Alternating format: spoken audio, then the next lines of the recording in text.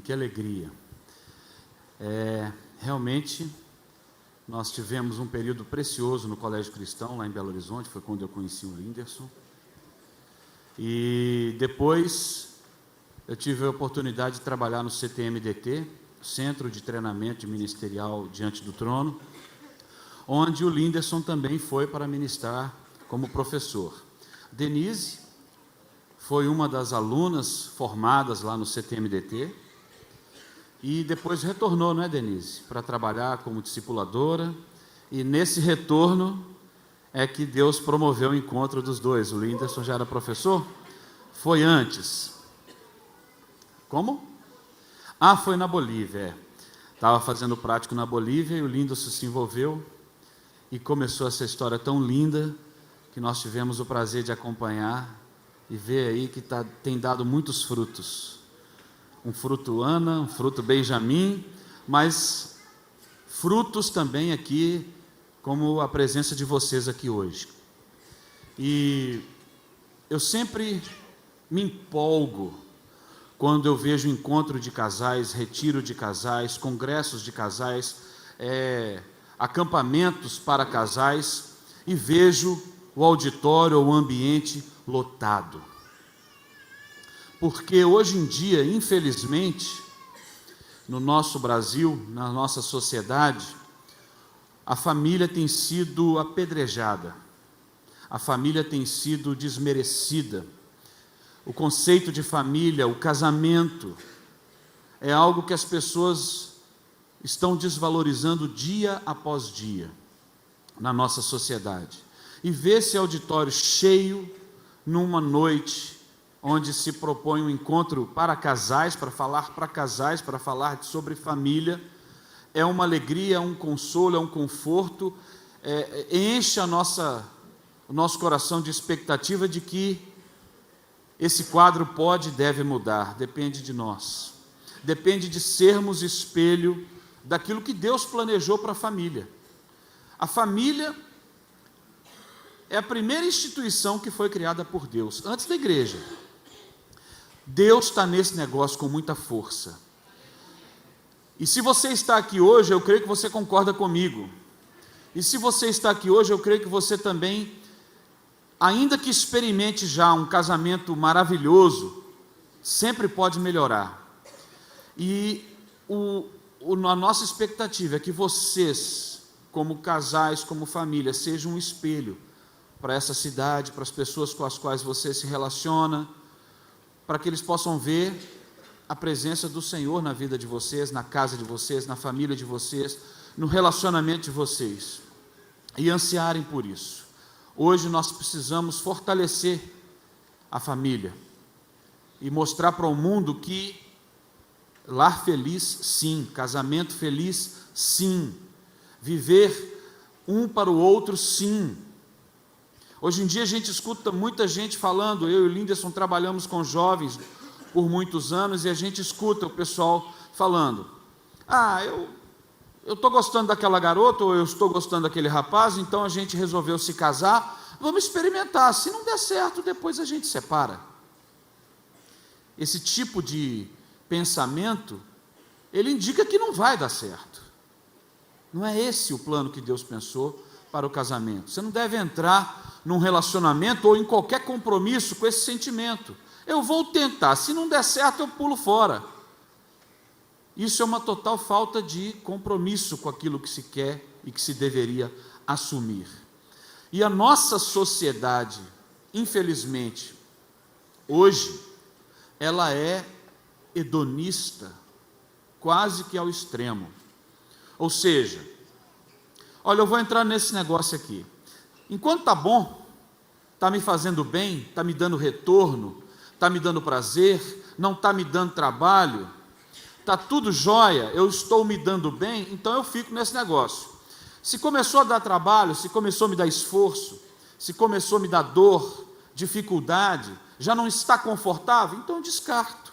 Porque o que me interessa é aquilo que me faz bem, aquilo que não me dá trabalho, aquilo que me deixa tranquilo, que eu não tenho que ter esforço, não tenho que assumir responsabilidades. Esse é o hedonista.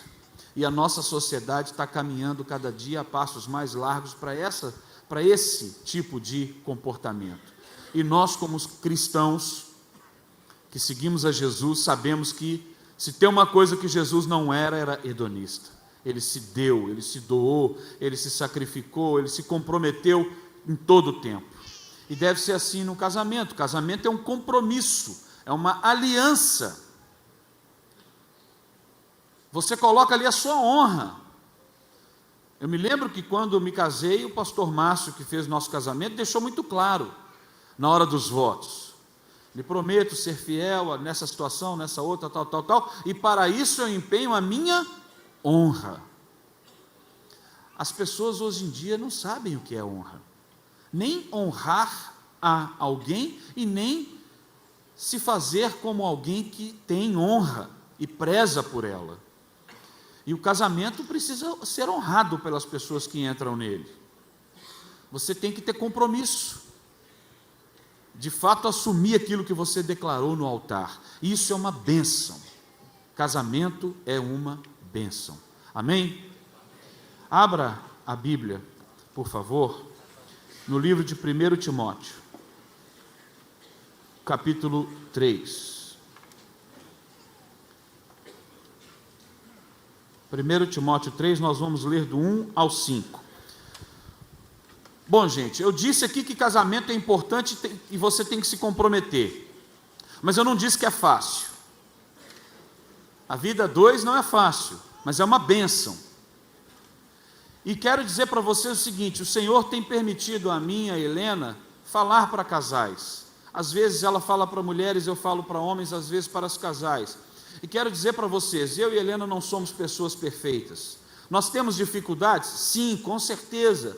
Não espere, não tenha expectativa de ouvir aqui alguém que vai falar que tem um casamento que não tem dificuldades, que não passa por situações complicadas, que não tem que sentar e conversar, e que algumas coisas às vezes não funcionam, e a gente tem que voltar atrás para aparar as arestas. Nós não somos um modelo perfeito, nós perseguimos esse modelo perfeito.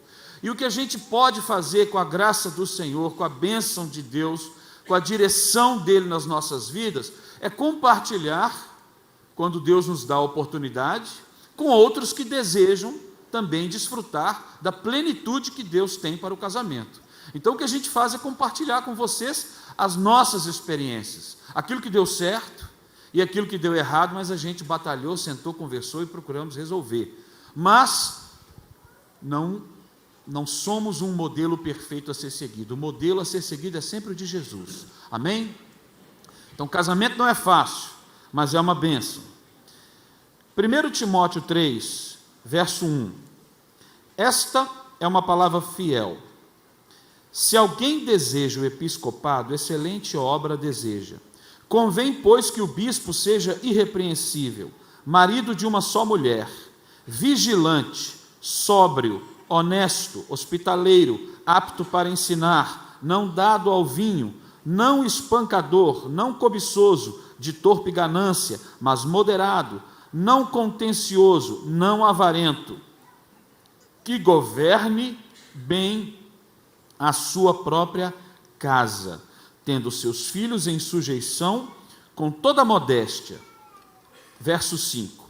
Porque se alguém não sabe governar a sua própria casa, terá cuidado da igreja de Deus?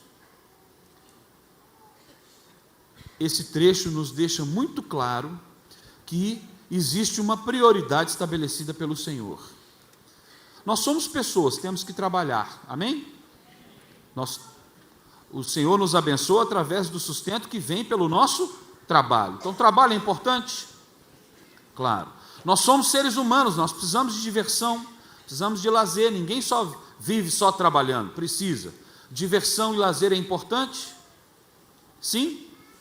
Nós somos igreja do Senhor, precisamos estar congregando juntos, participar de uma igreja, atuar nessa igreja. Temos talentos e dons que o Senhor colocou na nossa vida e por isso nós desenvolvemos esses dons na igreja e através da igreja, é o nosso ministério, amém? Isso tudo é importante, mas a família é mais importante, é o que esse texto está dizendo, inclusive em relação à igreja. Isso não tira a importância daquilo que você faz para Deus, não tira a importância do seu trabalho, não tira a importância das suas preferências pessoais, não tira a importância das suas habilidades individuais, de maneira alguma. Mas nós precisamos entender que se Deus estabeleceu alguma prioridade, é porque isso é importante. É porque se a gente não cuida daquilo que é prioritário, todo o resto vai sofrer com isso. E aqui o Senhor está dizendo, olha, aquele que almeja o episcopado, ou seja, que quer trabalhar para o Senhor, no reino do Senhor, primeiro ele tem que cuidar bem da sua própria casa. Porque como pode aquele que não governa bem a sua casa cuidar das coisas de Deus? Então família vem na hierarquia de Deus à frente, inclusive, da igreja. Então, obviamente que está à frente do trabalho, do lazer, etc., do estudo. Repito, não tira a importância de nada disso, mas o mais importante nesse caso é a família. Então, primeiro você deve fazer uma reflexão. Será que tem alguma área da minha vida importante que está me fazendo roubar tempo da minha família? Que está me fazendo inverter as prioridades? Porque a família vai sentir. E hoje em dia, voltando a dizer, numa sociedade hedonista, é fácil as pessoas pensarem, não, eu preciso disso, eu preciso fazer esse curso, eu quero ganhar mais dinheiro, aparecer uma promoção, eu vou ter mais sucesso profissional. Não, tem uma oportunidade aqui na igreja, no ministério, enfim. E pensam, muitas vezes, no benefício próprio, que não tem nada de errado, mas se você vai comprometer aquilo que é prioridade, talvez seja uma grande cilada, talvez seja o lobo vestido de cordeiro. Você pensa que está indo por um caminho correto, mas se ele sacrifica aquilo que é prioridade, você deve sentar e refletir. Amém? Família é prioridade para Deus. Vamos pegar outro texto, ainda em Timóteo, 1 Timóteo, capítulo 5 agora, versos 3 e 4. 1 Timóteo 5, 3 e 4. Diz o seguinte: honra as viúvas, que verdadeiramente são viúvas, mas, se alguma viúva tiver filhos ou netos, aprendam primeiro a exercer piedade para com a sua própria família e a recompensar seus pais, porque isto é bom e agradável diante de Deus. Esse texto reforça o que a gente está conversando. A gente deve cuidar das viúvas, mas se ela tem filhos, se ela tem netos, eles são os principais responsáveis. Eles são aqueles que devem primeiro assumir esse cuidado. E volto a dizer, às vezes a gente toma decisões na vida da gente que tem até alguma legitimidade, até muita legitimidade, mas muitas vezes a gente coloca de lado os pais, os filhos, o cônjuge, e nós temos que refletir, porque o Senhor deixa claro que em todo o tempo a família é prioridade. Hoje em dia existem muitas mulheres alcançando cada vez postos mais significativos na sociedade, em todos os níveis. E muitas o fazem porque têm talento e direção para isso, mas muitas sacrificam a sua casa, os seus filhos, a educação dos filhos. A presença dos pais na educação de uma criança é fundamental, pai e mãe. E essa é uma área que às vezes a gente está vendo a sociedade terceirizando para a escola, para a creche, para a igreja. E escola, creche, igreja e qualquer outra organização que ajude na criação dos filhos não deve ser nada além de um parceiro. Essa igreja, eu vejo que se preocupa com a família. Então, eu não conheço perfeitamente o funcionamento, mas eu imagino que vocês investem aqui na família. investem na criação das crianças, na educação das crianças, investem nas crianças. Se não fazem, devem fazer. Devem fazer. Mas a igreja, por mais que invista e coopere, ela é uma parceira dos pais. A responsabilidade da criação dos filhos é do pai e da mãe. Ainda que você monte uma estrutura prática e que tenha uma logística que te privilegia, que resolve o seu problema, vai resolver a questão logística. Agora, o que a criança precisa ter em relação à presença do pai e à presença da mãe, não tem como substituir. E se a presença do pai e da mãe falta, a criança substitui por outras coisas: internet, televisão, outras pessoas, mas não cumpre o papel de pai e mãe. Então, priorize a sua casa, priorize a sua família, priorize o seu casamento, priorize os seus filhos. Em nome de Jesus, eu peço a vocês. Vamos agora para Lucas. Lucas, capítulo 14, verso 26. Lucas 14, 26. Vocês vão ver que nós não vamos falar nada muito novo. Os textos que a gente está buscando aqui são, a maioria deles, conhecidos. Mas as coisas do Senhor são assim, são simples. E a gente precisa estar relembrando, porque se tem uma coisa que é fácil da gente fazer, é se acostumar com aquilo. Já ouviu, já praticou, e de repente entra numa rotina, olha, e chega alguém e lembra, você lembra aquele beabá que você aprendeu lá no início? Deixa eu te falar de novo, é assim, assim, assim. É mesmo, nossa, eu estava vacilando, já não estava mais seguindo isso que é tão precioso. Lucas 15, 26, olha o que está dizendo aqui. Se alguém vier a mim, Jesus está falando, Lucas 14, 26, amém? Se alguém vier a mim,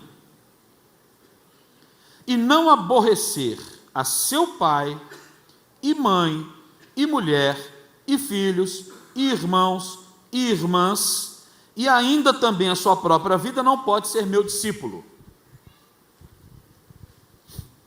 E aí? Nós acabamos de ler textos, e eu estou falando aqui desde o início, da importância da família, de que ela é prioridade, e agora vem esse texto aqui de Lucas, dizendo que, para eu ser discípulo de Jesus, eu tenho que aborrecer, inclusive, a mãe, o pai, a esposa, os filhos, a família. Me parece que está havendo uma contradição. E se a gente lê assim rapidamente, passa aquela olhada ou escuta sem ouvir, discernindo o que está sendo dito, a gente pensa nessa contradição. Mas não há contradição, porque você vai ver aqui que aqui está dizendo que você deve aborrecer pai, mãe, se necessário for, filho, filha, esposo, marido, mulher, se você quiser ser discípulo de Jesus, o Senhor. Então aqui simplesmente está sendo estabelecido mais uma vez a questão da prioridade.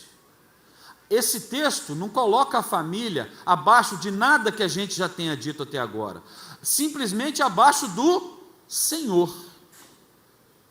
E aí diz o seguinte: se você quiser ser discípulo de Jesus, ser seguidor do Senhor, Ele é a prioridade, Ele deve ser a prioridade na nossa vida.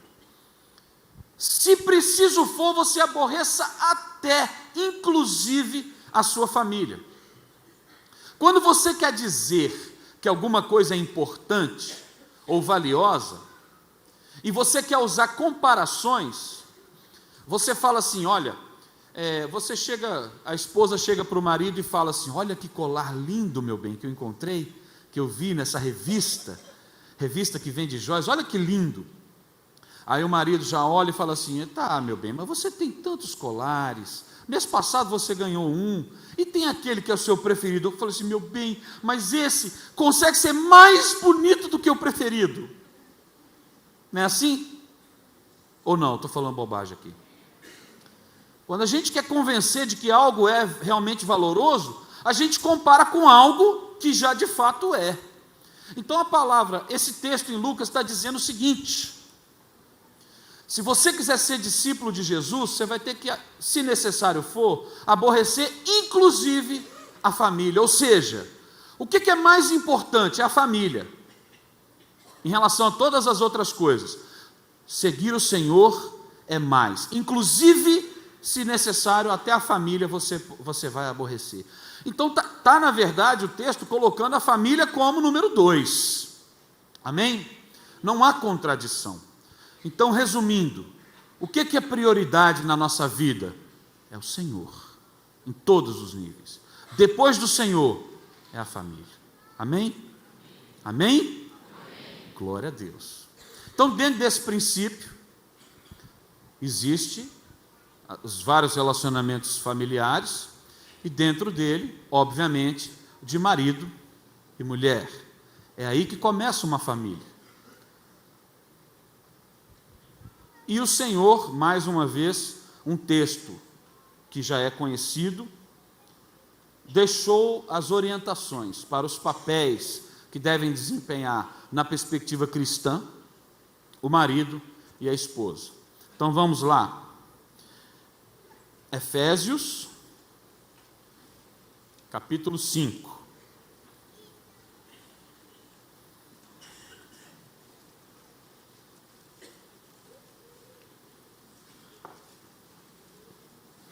Essa primeira parte aí, vocês estão vendo, eu estou falando um pouco de beabá.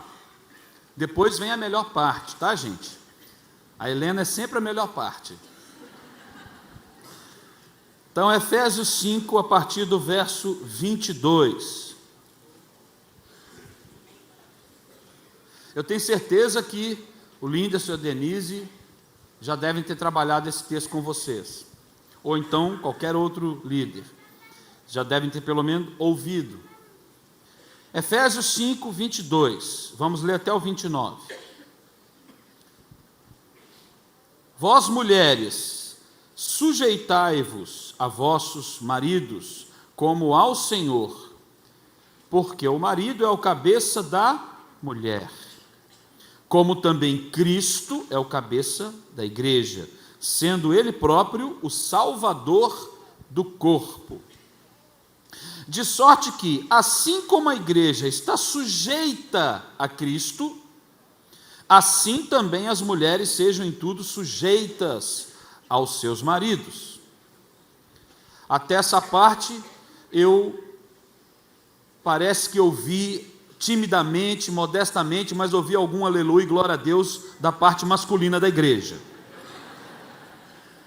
Ouvi de mansinho, porque nós homens somos geralmente um pouco mais discretos, né? Amém? Agora, a partir do verso 25, começa a ter uma manifestação um pouco mais intensa.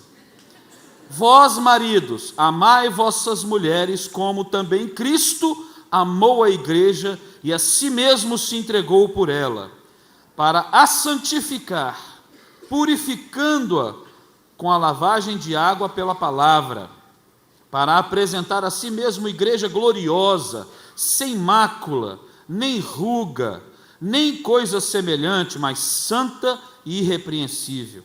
Assim devem os maridos amar as suas próprias mulheres, como aos seus próprios corpos. Quem ama sua mulher, ama-se a si mesmo. Porque nunca ninguém odiou a sua própria carne, antes a alimenta, a sustenta, como também o Senhor a igreja. Amém? Amém? Esse texto é maravilhoso. Fala de não ter ruga nem mácula para a questão das mulheres. Olha que bênção. Tem tudo a ver.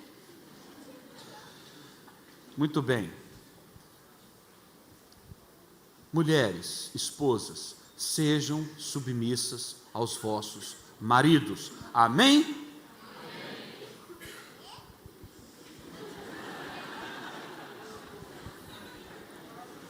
Não rolou, não colou não, né, linda? Inclusive dentro da igreja, quando alguém vai falar dessa questão da esposa ser submissa ao marido, e não sou eu quem está dizendo, é a palavra de Deus, mas inclusive dentro da igreja, existe uma reação tanto quanto incômoda por parte das irmãs, e efusiva, por parte dos irmãos com aquele controle masculino. Mas há, infelizmente, muitas vezes um entendimento equivocado de ambas as partes com relação a o que é ser uma mulher submissa. A palavra submissão significa sub, debaixo, missão. Então, debaixo da missão. É aquela que está sustentando a missão, é aquela que está segurando a missão, é aquela que está apoiando a missão. Aquilo que sustenta é fundamental e imprescindível, e se você tirar, desmorona tudo. Esse prédio está bem cuidado, a gente percebe que é um prédio que está pintadinho, as cadeiras estão em ordem, existe uma decoração, está tudo muito bem cuidado aqui na igreja. E eu imagino que o alicerce aqui deve ser algo que tenha sido bem feito. Por quê? Não adianta nada você ter uma construção maravilhosa, com acabamento de primeira, a pintura irretocável, coisa de artista, e ter sido feito um alicerce mal feito, sem muita preocupação, porque alicerce é uma coisa que você cava buraco e enche de pedra e concreto, né? Então você pensa assim, é fácil, é simples, então não dá importância, mas é o mais importante, porque se ele é mal feito, não adianta ter acabamento de primeira, vai rachar, vai descascar, vai cair, vai abrir uma vala, vai dar uma trabalheira, às vezes cede, estoura um cano e arrebenta com tudo, desculpe.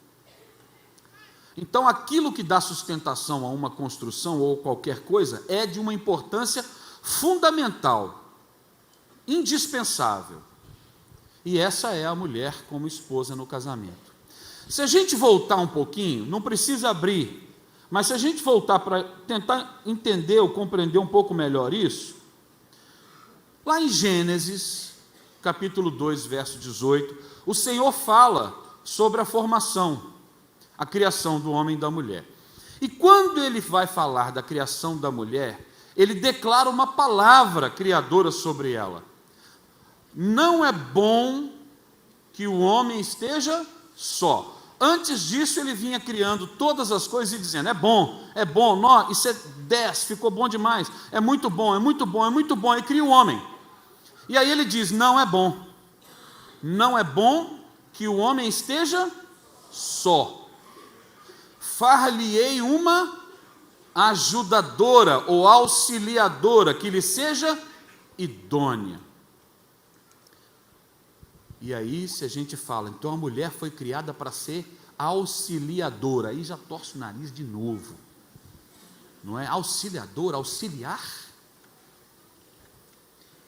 E aí pensa-se nessa palavra de auxiliar ou auxiliadora de maneira pejorativa, igual submissa.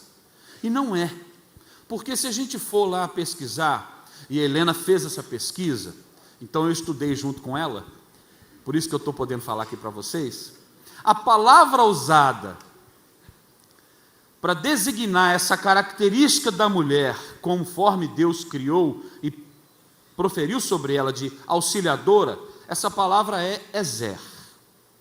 Ezer. E outras tantas vezes, se não me engano, 16 vezes, aparece esse mesmo termo se referindo a Deus. E 2 vezes se referindo ao auxílio militar. No Salmo 46, verso 1, o Senhor é o meu auxílio, socorro bem presente na hora da angústia. Salmo 46, verso 1, amém? Essa é uma das vezes em que essa palavra Ezer foi usada para se referir a um atributo de Deus. O Senhor é o meu auxílio. É a mesma usada para Deus na hora que Ele criou a mulher e diz, lhe far-lhe-ei uma auxiliadora. Esse auxílio de Deus, socorro bem presente na hora da angústia, é aquele auxílio, aquela provisão, aquela resposta que, humanamente falando, seria impossível de nós obtermos. Ela vem de Deus. Deus é o meu auxílio na hora da angústia, na minha tribulação. Eu não tenho como resolver essa situação. Eu não tenho em mim mesmo condições de resolver essa parada, de sair desse buraco, de vencer esse problema, de subir esse degrau. Eu não tenho. Deus é o meu auxílio. então eu preciso dele.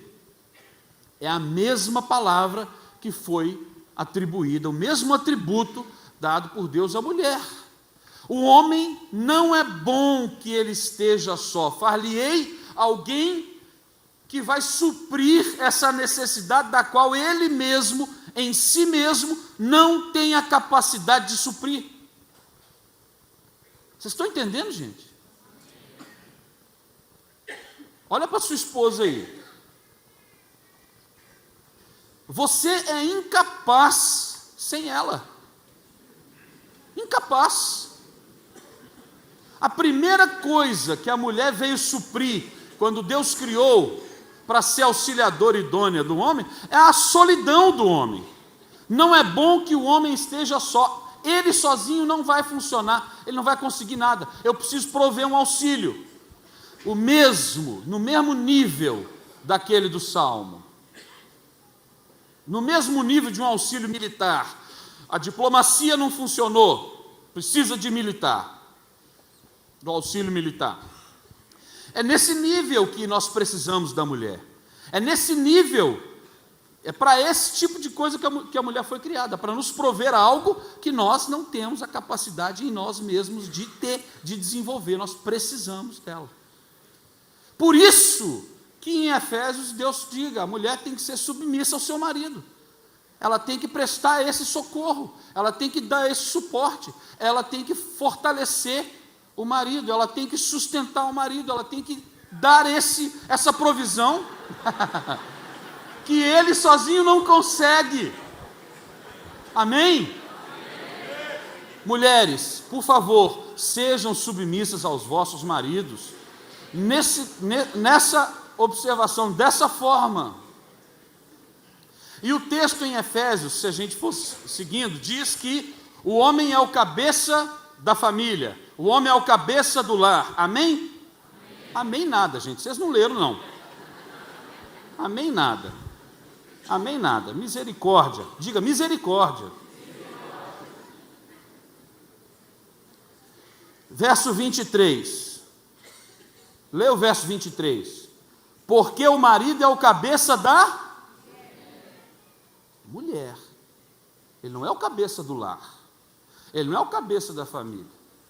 Quem organiza a casa, quem toma conta da casa, quem é fundamental, indispensável na educação dos filhos, quem ensina o beabá, quem ensina as crianças a fazer o mais básico ao mais complicado, quem está de olho, quem fica de guardiã, quem percebe os detalhes todos e avisa para o chefe o que está acontecendo para ele tomar uma atitude, é a mulher. Ela é a gerente. Nós somos os presidentes, os diretores. Agora, se a gerente falhar, a culpa é do presidente.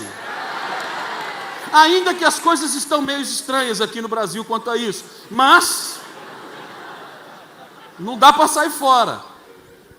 Então, o homem é o cabeça da mulher. E a mulher cuida do lar, se for submissa. Agora imagina, na sociedade hoje, aqui na igreja, amém, vocês estão concordando que eu estou tirando tudo da palavra, não estou falando de João Lúcio, capítulo 3, verso misericórdia. Está aqui em Efésios. Agora, você vai para o mundo e solta uma dessa. Eles vão rir da tua cara, vão te apedrejar, vão mandar você sumir dali. Homem ou mulher, não vai gostar dessa palavra. Por isso que a nossa sociedade está falindo, está quebrando. O que acontece? As mulheres, de uma maneira que foi legítima, porque é notório que havia um abuso enorme, e ainda há, com relação ao papel da mulher. Ela sempre foi oprimida para a sociedade machista, e não tinha direito de votar, não tinha direito de se expressar, não tinha direito de falar, direito de nada. E aí a reação com o movimento feminista, que tinha, num primeiro momento, a ideia de tornar homens e mulheres iguais no sentido dos direitos, passou do ponto, muito. E hoje as mulheres saíram da posição para a qual Deus as criou. Simplesmente. E a nossa sociedade faz isso. Se você for observar as famílias, todo mundo chega para as meninas e fala: vai lá, filhota, você A mãe, o pai, às vezes, mas muito mais as mães, ensinam: você tem que fazer, você tem que estudar, você tem que formar, você tem que fazer isso, você tem que trabalhar, você não pode depender de homem.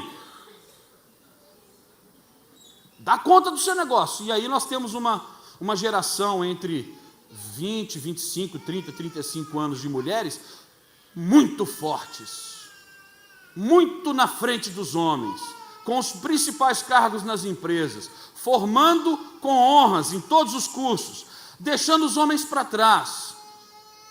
E se você pega a galera aí da mesma idade masculina, tem um monte de banana, sangue do cordeiro. E os caras não têm, quando se toca que precisa, porque não é bom que o homem esteja só, ele precisa de uma auxiliadora idônea. A hora que cai a ficha, o cara vai procurar, ele não tem bala na agulha para mostrar para ninguém. Porque o que atrai o homem, vamos concordar aqui, senhores, nós somos atraídos pela beleza física, não é? A primeira coisa que chamou a atenção na sua esposa, que chamou a sua atenção na sua esposa, foram os belos olhos, as curvas, a beleza, o cabelo, o charme. Foi isso. Depois você foi conhecer e confirmar. Agora as meninas não. O que uma mulher espera? Ela espera que o homem seja firme, seja forte, seja trabalhador, seja batalhador, seja aquele que não tem medo de batalhar, de trabalhar para prover, aquele que transmite confiança, que dá segurança. Nós temos uma sociedade de banana e com as mulheres fortes. Então, as mulheres saíram do seu lugar, os homens também saíram e se acomodaram. Porque aquilo que atrai os homens, infelizmente hoje em dia na nossa sociedade, os homens encontram. Não precisam fazer nenhum esforço para ter, por exemplo, sexo. Não precisam. Hoje as mulheres aqui vão em cima. Misericórdia. Então os caras ficam acomodados, porque o que a carne pede, num primeiro momento, eles têm. Muito fácil, muito simples. E não desenvolvem a masculinidade no sentido pleno da palavra cristão, que é ser aquele que é o provedor, aquele que cuida. No texto de Efésios fala sobre isso. Aquele que cuida dela, para que ela fique sem mácula, sem ruga, sem problema, irrepreensível. Esse homem tem que ser forte, tem que ser batalhador, tem que demonstrar segurança e tem que cuidar, porque ele precisa de uma mulher auxiliadora e que seja submissa. Então, mulheres, não negligencie e não abandone o seu lugar. Você, todo homem que tem uma mulher submissa, que o respeita, faz com que ele atinja o seu potencial máximo. Todo homem bem-sucedido, dizem aí que por trás de um grande homem tem uma grande mulher. É verdade, é verdade. Porque quando a mulher cumpre esse papel, ela faz com que o cara exploda, o cara vai chegar o mais longe possível, que nem ele mesmo sabia. A mulher tem a capacidade de fazer isso. Amém? Para isso ela precisa ser submissa, no sentido cristão, no sentido bíblico da palavra. Mas aí vem, maridos, amai vossas mulheres, como também Cristo amou a igreja e a si mesmo se entregou por ela. Já falei algumas coisinhas aqui. O que Jesus fez pela igreja, gente? Morreu, mas como que foi essa morte? Quem era o culpado? Nós éramos culpados. O pecado foi nosso, a pisada na bola foi nossa. E o Senhor tomou o nosso lugar. Ele tomou o lugar da igreja, assumiu o sacrifício, foi lá e ele pagou a conta, com a vida dele. Então o que o texto está dizendo é que é para os homens amar as esposas, ainda que ele não tenha noção do quanto que ele precisa dela, mas quando a gente tem essa noção, isso aqui fica mais fácil, que a gente sabe que não adianta, se a gente não tiver ela ali, a coisa vai ficar feia. Mas ainda que não saiba, amai as vossas mulheres como Cristo amou a igreja. Ou seja, você está me dizendo, João, que se for necessário dar a minha vida pela vida da minha esposa, é isso que eu tenho que fazer? É, literalmente é. Mas não é só isso. Porque o pessoal pensa assim, então, se a gente estiver passeando e de repente chega um assaltante, aí o cara põe a arma assim e fala assim, passa a sua carteira, ou vê o colar bonito que eu comprei, que ela me convenceu, né, na outra história, põe o revólver, me dá essa joia aí, eu tenho que entrar na frente. Falei, ela não vai dar a joia, porque eu que dei para ela. E o cara vai atirar, e eu entro na frente e levo uma bala e morro pela minha esposa. Se acontecer isso, faça isso, protege ela. Mas é muito mais do que essa questão cinematográfica. É se colocar no lugar dela, inclusive quando ela tiver pisado na bola. É desse tipo de segurança que a mulher precisa. Vocês estão me entendendo? Está entendendo, Linderson? Eu vou dar um exemplo prático que eu gosto. A Helena não gosta muito desse exemplo, mas eu gosto porque os homens vão entender. Você gosta, meu bem? Vamos imaginar uma seguinte situação. Você, porque ama a sua esposa, você pegou, na hora que você fechou a sua conta, estabeleceu a sua conta bancária, você ganhou a proposta do banco de um cartão de crédito.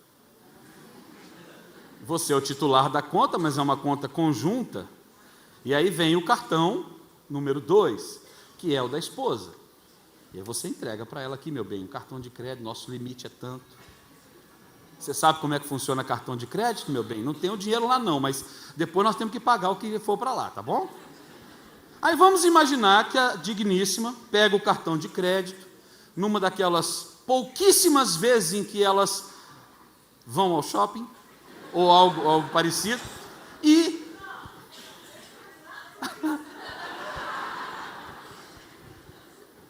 eu tenho que contar a minha história, ela não me atrapalha não.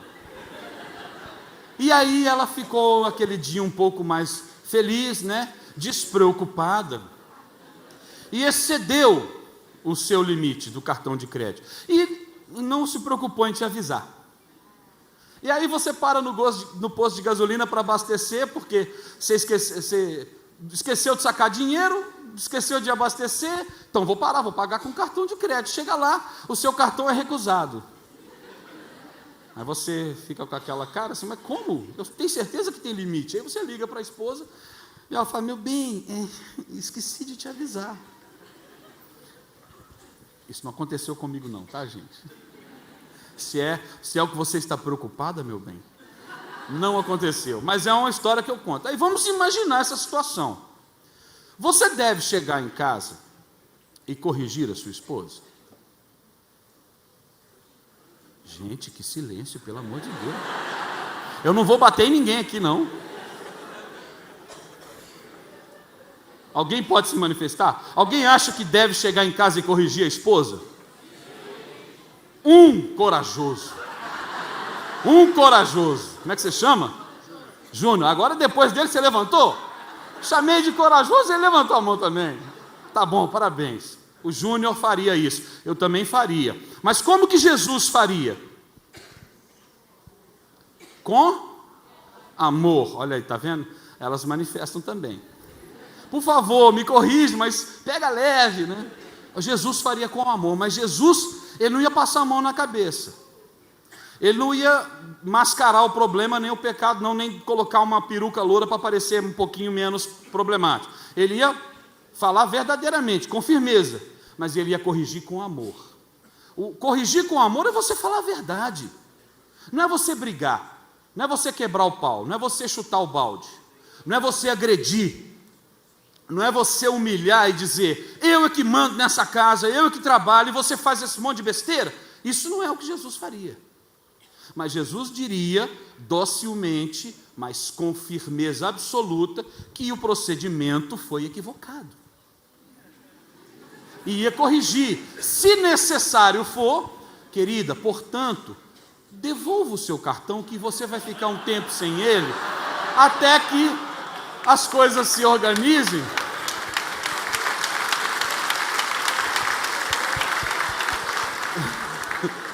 E você aprenda e possa ter o benefício de volta para me abençoar e ser abençoada.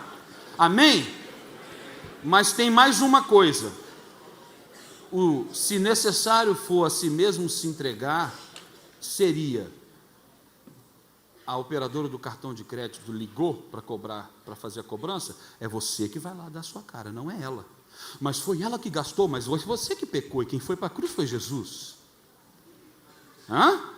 Amar a esposa como Cristo amou a igreja e se entregou por ela. Corrige com amor e firmeza, mas quem vai lá e vai limpar o nome, vai enfrentar a chatice da cobrança e todas aquelas coisas chatas de uma situação semelhante, essa é você, homem, marido, que você cuida, você toma o lugar, amém?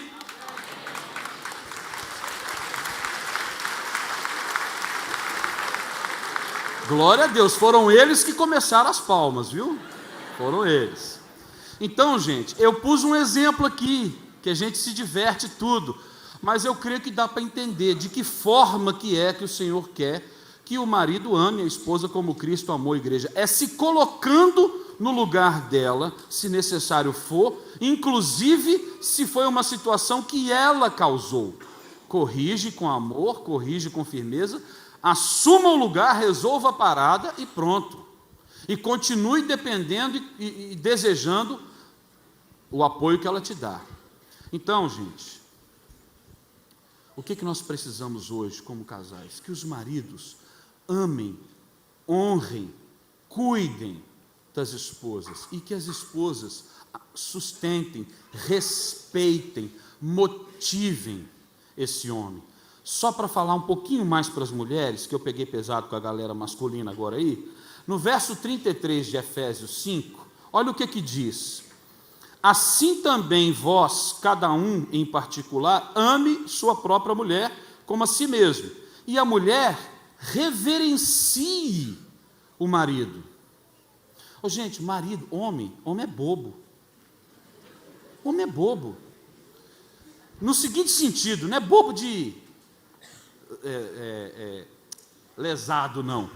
É bobo de simples, porque quando a mulher faz um elogio, ela, sabe o que o Linderson pediu para as meninas? Fala assim: meu bem, vamos lá para o retiro, vai ser tão lindo tal, e você é tão precioso. Faz um elogio, a gente já fica todo bobo nesse sentido, né? A Bíblia fala para a mulher reverenciar o marido. Eu acho isso lindo. Vocês não acham, não? Reverencie o seu marido. A mulher tem um poder não é manipulação é do diabo, como é que fala? De influência, fantástico, e se é usado para o bem, é nisso que ela vai fazer com que aquele cara atinja o ponto máximo que ele pode, reverenciando ele. Respeito pelas coisas sagradas, reverência, respeito por aquilo que é sagrado. Seu marido, como cabeça, como seu cabeça instituído por Deus, é sagrado no casamento para você. O que é reverência? Inclinação do corpo para saudar, incentivar e motivar. Inclinação do corpo para saudar. Os irmãos entenderam? A mulher reverencia o marido. Inclinação do corpo para saudá-lo. Do corpo para saudá-lo. Amém? Acho que vocês não entenderam. Só os melhores entenderam? Então vou deixar para vocês pensarem. Fala de corpo e dela se inclinar e saudar você. Vai para a glória, meu irmão. Pronto, agora o celular resolveu não funcionar mais. Bom, e o que é mais que reverência? Tratamento dado aos sacerdotes. Reconhecimento. Então, esposa, reconheça o seu marido como sacerdote. Marido, seja um sacerdote. Amém? Se você não for aquilo que Deus te criou para ser, a reverência dela vai ser uma mentira. Reverencie como o tratamento que se dá a um sacerdote. Você tem que ser um sacerdote do seu lar. Você que tem que cuidar das coisas, você que tem que trazer o ensino. É o homem que traz o ensino para a família. A mulher tem o papel mais direto com os filhos, mas para casa, para a família, esse papel é do homem. Amém? Meu tempo está acabando, mas eu quero ler só mais 2 textos e prometo que são os últimos, que agora vamos lá para 1 Pedro. Abra aí, 1 Pedro, capítulo 3.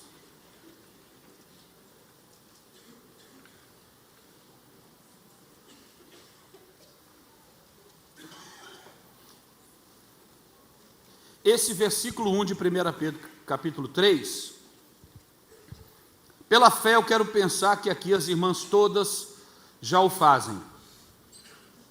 Mas se você conhece uma mulher casada que está passando por dificuldade, lê esse texto para ela. 1 Pedro 3, no verso 1.